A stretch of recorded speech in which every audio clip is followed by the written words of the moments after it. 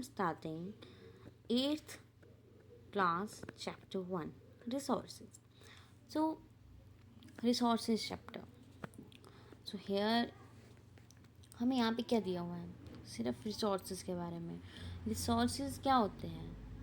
जो हमारी ज़रूरत की चीज़ें हैं. ठीक है, जैसे इसने बताया है पानी, इलेक्ट्रिसिटी, रिक्शा, सब्जियाँ, सब कुछ हमारे को जो है वो चाहिए, हमारी यूटिलिटी है, हमारी ज़रूरत है.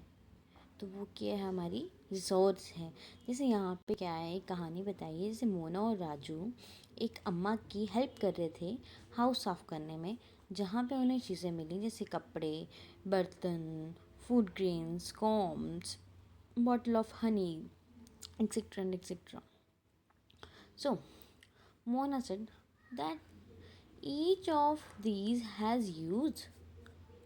अम्मा कहती है हाँ, that is why they are important. इसी वजह से वो हमारे लिए इम्पॉर्टेंट हैं, और यही इसीलिए ये हमारे रिसोर्सेज हैं.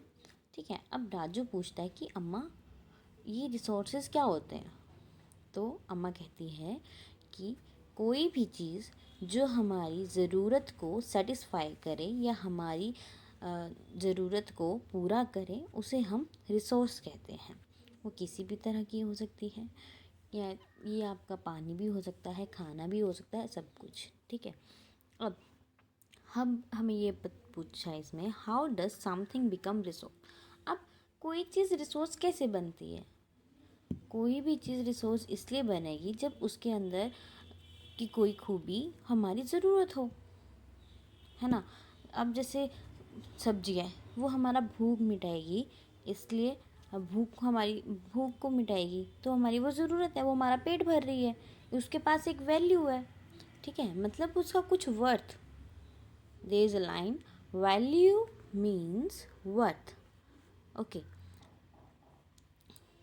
सम रिसोर्सेज कुछ की क्या बोलते हैं, इकोनॉमिक होती है, कुछ की नहीं होती. जैसे लैंडस्केप वगैरह है, वो हमें सेटिस्फेक्शन प्रोवाइड करती हैं, एक अच्छा महसूस करवाती हैं, बट उसका कोई इकॉनमी, मतलब कोई पैसे थोड़ी देना पड़ता है हमें, है ना. और कुछ जो है वो वैल्यूएबल, मतलब वो कुछ इकोनॉमिकली मिलती हैं हमें.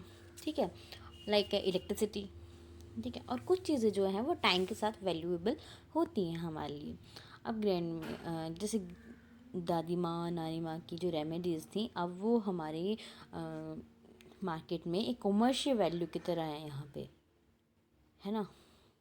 अब नेक्स्ट इसमें बताया है कि टाइम और टेक्नोलॉजी दो फैक्टर हैं जो हमारे रिसोर्स सब्सटेंस को जो रिसोर्स में कन्वर्ट करती हैं.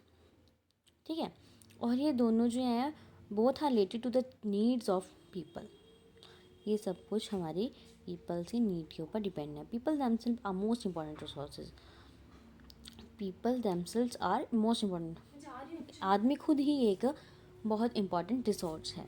ठीक है, जैसे वो इन्वेंशंस करते हैं, डिस्कवरीज करते हैं, क्योंकि सब्सटेंस से रिसोर्स में चेंज करने का मेन काम हमारा ह्यूमन ही करता है. ठीक है, अब हमारे पास टाइप्स ऑफ रिसोर्सेज क्या. रिसोर्सेज जो हैं वो जनरली क्लासिफाई होते हैं नेचुरल, ह्यूमन मेड और ह्यूमन में. ठीक है, नेचुरल जो हमारे नेचर से प्रोवाइड होते हैं और उसमें हमें कोई मॉडिफिकेशन नहीं करनी पड़ती है. ठीक है, जैसे like air vivid, water in reverse, lake etcetera. ठीक है, अब नेचुरल रिसोर्सेज जो है वो क्लासिफाई होते हैं टू टाइप्स में, क्लासिफाई होते हैं डिफरेंट ग्रुप्स में, like level of development, use, origin, stock and distribution. अब डेवलपमेंट के इसमें एक एक्चुअल और एक पोटेंशियल. ठीक है, एक्चुअल में वो होते हैं जो इसकी क्वांटिटी हमारे को पता होती है, और वो हमारे रिसोर्सेज जो है वो यूज़ होते हैं प्रेजेंट में. जैसे rich deposits of coal in Ruhr region of Germany and petroleum in West Asia, like. And then potential resources जिनकी हमारे को क्वांटिटी पता नहीं होगी. ठीक है, जिसकी क्वांटिटी हमें पता नहीं होगी, और मतलब वो एक तरह से यूज़ भी नहीं होते हैं प्रेजेंट में. लाइक जैसे मतलब उन रिसोर्सेज को इजीली यूटिलाइज करने के लिए हमारे पास इतनी एडवांस्ड टेक्नोलॉजी नहीं है, उस लेवल की टेक्नोलॉजी नहीं है कि हम उसे इजीली यूज़ करें. जैसे एग्जांपल इंडिया में ही है यूरेनियम जो हमारे लद्दाख में मिलता है वो एक तरह से पोटेंशियल रिसोर्स है जो इन फ्यूचर कभी हमारी टेक्नोलॉजी इतनी एडवांस हो जाए तो हम उसे यूज़ कर पाएंगे. Okay. Based on origin, abiotic and biotic. Biotic means living and abiotic means non-living. Okay. Now, natural resources can broadly categorized into renewable and non-renewable resources.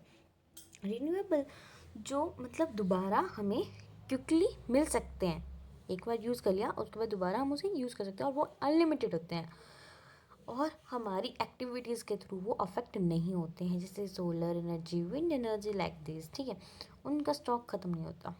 Like अब नॉन रिन्यूएबल जिसको दोबारा आने में या रिन्यू होने में कुछ थाउजेंड्स ऑफ ईयर्स लगते हैं, जो अगर हमने एक बार यूज़ कर लिया देन वो दोबारा नहीं बन सकता. ठीक है, जैसे एक बार यूज़ कर लिया तो दोबारा वैसा नहीं बन सकता उससे, और एक बार ख़त्म हो गए तो फिर वो ख़त्म हो गए, लाइक कोल, पेट्रोलियम. ठीक है, अब किसके डिस्ट्रीब्यूशन के ऊपर है. Ubiquitous and localized resources that found like the air we breathe are ubiquitous, मतलब जो हर जगह पाया जाता है उसको हम बोलते हैं यूबिक्विटस. ठीक है, बट जो कुछ कुछ एरिया में जैसे कहीं होती हैं कॉपर ओर्स, आयरन ओर्स, वो कहीं कहीं होती हैं तो उसको हम बोल सकते हैं localise. Distribution of natural resources depends upon number of physical. अब जो नेचुरल रिसोर्सेज का डिस्ट्रीब्यूशन है वो काफ़ी फैक्टर्स के ऊपर डिपेंड करता है, like terrains, climate and altitudes. Terrains मतलब भूखंड कैसा है उधर का, क्लाइमेट मतलब वहाँ का मौसम किस तरह का है, और एल्टीट्यूड कि उसकी हाइट टाइप. ठीक है, अब वो अनइक्वल है, वो कोई इक्वली डिस्ट्रीब्यूट नहीं हुए हैं, वो अनइक्वल है अर्थ में. अब आते हैं हम ह्यूमन मेड रिसोर्सेज में. Sometime natural substance become resources only when their original form has been changed. अब जैसे हमने पहले ही पढ़ा कि ह्यूमन जो है वो बहुत इंपॉर्टेंट रोल प्ले करता है रिसोर्स की वैल्यू बढ़ाने के लिए, क्योंकि कुछ रिसोर्सेज होते हैं जिनको हम नेचुरली यूज़ नहीं कर सकते, जिस तरह के वो हैं उस तरह यूज़ नहीं कर सकते, उनको हमें अपनी फॉर्म में अपनी इच्छा अनुसार उसे मोल्ड करना पड़ता है, या फिर तो जिस तरह हम चाहते हैं, लाइक दिस. ठीक है, अब जैसे आयरन ओर को तो हम डायरेक्टली यूज़ नहीं कर सकते ना, उसको आयरन को पहले हमें एक्सट्रैक्ट करना पड़ेगा उस ओर से, फिर हमें उस जिस शेप में वो चाहिए उस शेप में हम उसको लेके आएंगे, लाइक दिस, है ना. अगर वो हमें ब्रिजेस के लिए चाहिए, रोड्स के लिए चाहिए, मशीनरी में चाहिए, व्हीकल्स में चाहिए, तो उसको हम उस फॉर्म में चेंज करेंगे. तो वो ह्यूमन मेड रिसोर्सेज हैं जहाँ पे हमारे एफर्ट्स लगते हैं रिसोर्स सब्सटेंस को रिसोर्स में बनाने के लिए, या फिर तो रिसोर्स को एक यूटिलाइज फॉर्म में लाने के लिए. ठीक है, अब जैसे अब आ गया human resources. People can make best use of natural to create more resources. अब पीपल्स जो है, ह्यूमन जो है वो मतलब बहुत ज़्यादा से ज़्यादा एफर्ट्स लगा रहा है रिसोर्सेज बनाने के लिए नेचर से. ठीक है, जब उनके पास नॉलेज आती है, स्किल आती है, टेक्नोलॉजी आती है. जैसे यहाँ पे एग्जांपल दिया है कि यहाँ पे एक कहीं जगह पे बहुत ज़्यादा क्लाइमेटिक प्रॉब्लम्स की वजह से कहीं यहाँ की जो है फसल वो ख़राब हो जाती है. ठीक है, तो उसकी वजह से जो यहाँ पे एक जैसे एक बताई हुई है साइंटिस्ट ही है कोई, वो न्यूज़पेपर पढ़ती है कि क्रॉप्स जो है पूरी ख़राब हो गई ड्रॉट की वजह से. ठीक है, तो वो सोच रही है कि मैं कोई सोल्यूशन बनाऊँ. ठीक है, तो फिर वो यहाँ पे सोल्यूशन बनाती है कुछ, जिससे क्या बोलते ह्यूमंस की मतलब उस ह्यूमन की हेल्प होती है कुछ, उसके जो उनकी वो क्रॉप्स ख़राब हो गई होती हैं उनके लिए. तो लाइक दिस जो ह्यूमन रिसोर्स, ह्यूमन भी एक रिसोर्स है. मतलब इसका सीधा सीधा आंसर है कि एक ह्यूमन भी एक स्पेशल रिसोर्स है. There is a line that is why human being are a special resource. Education, help in making people a valuable. अगर तुम्हारे पास एजुकेशन है, हेल्थ है, तो तुम्हारी वैल्यू बनेगी, वैल्यूएबल रिसोर्स है. ठीक है, अब आते हैं हम इस जो कुछ रिसोर्सेज जो हैं वो ख़त्म होने वाले हैं उनको कैसे कंजर्व करें. ठीक है, तो यूजिंग रिसोर्स, हमें ढंग से रिसोर्स जो है वो केयरफुली यूज़ करने हैं, उनको टाइम देना है रिन्यू होने के लिए, तो उसको बोलते हैं रिसोर्स कंजर्वेशन. या फिर तो हम अपनी नीड्स को बैलेंस करें। The balancing the need to use resource and also consume them for future, मतलब हम ज़्यादा वेस्टेज ना करें, उसको बोल सकते हैं ये, ठीक है। Balancing the need to use resources and also conserve them for future is called sustainable development, ठीक है। अब there are many ways of conserving resources, बहुत सारे वेज हैं। मीन्स आप ज़्यादा पानी ना वेस्ट करें, आप ज़्यादा लाइट ना यूज़ करें, आप ज़्यादा वुड ना, मतलब जो वुड ट्रीज़ कट कर रहे हैं उनको ज़्यादा कट ना करें। अगर आपको कट करना भी पड़ता है तो अगर आप एक ट्री कट कर रहे हैं तो उसकी जगह 2 और 3 ट्रीज़ जो हैं वो लगाएं। ओके, देन इसने बोला है कि यहाँ पे थोड़ी स्टोरीज है यही समझाने के लिए, मोना और राजू की। और the future of our planet is and its people linked with our ability to maintain and preserve life support system that nature provides, मतलब हमारे प्लानट का फ्यूचर और हमारे पीपल जो है वो उसके साथ लिंक्ड हैं।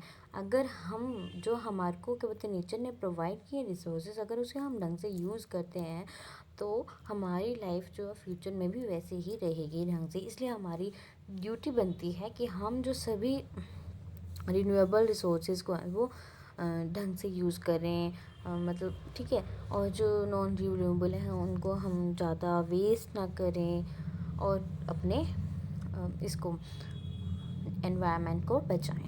आपके ऊपर है, अगर आपको मेरा वीडियो पसंद आता है तो आप सब्सक्राइब कीजिए, लाइक कीजिए, और आपकी जो भी क्वेरीज होंगी वो आप कमेंट सेक्शन में डाल सकते हैं, मैं उसका रिप्लाई करूँगी।